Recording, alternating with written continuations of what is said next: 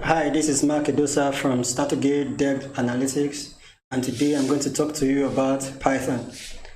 Firstly, we'll look at what you will learn, what you won't learn, the tools and materials you will need to effectively write a Python program. In the course of the tutorial, I'll try to motivate you on Python by talking about the features and the uses of Python's opportunities that are available for you if you are a Python programmer. We also look at installing Python as well as an integrated development environment, which will enable you write a Python program easily. Also, we'll talk about some programming concepts that are applicable to other programming languages, not just Python. This will include statements, expressions, variables, reserved keywords, and lots more. We'll look at built-in types in Python, such as numerics or numbers, as well as mathematical operators, including Boolean operators and logical operators in Python.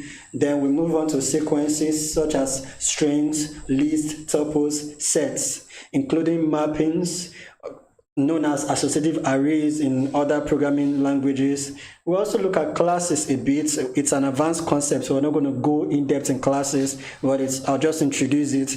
We look at exceptions as well.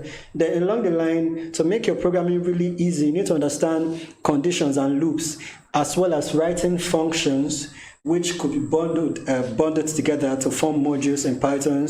You would also need to learn how to read and write from files. Another thing that you need to learn along the line would also be communicated to you.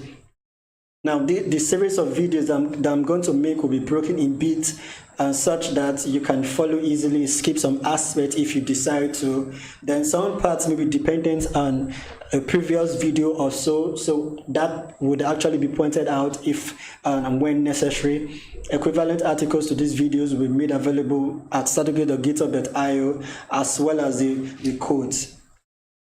You can like my Facebook page, you can follow me on Twitter, you can also subscribe to my YouTube channel.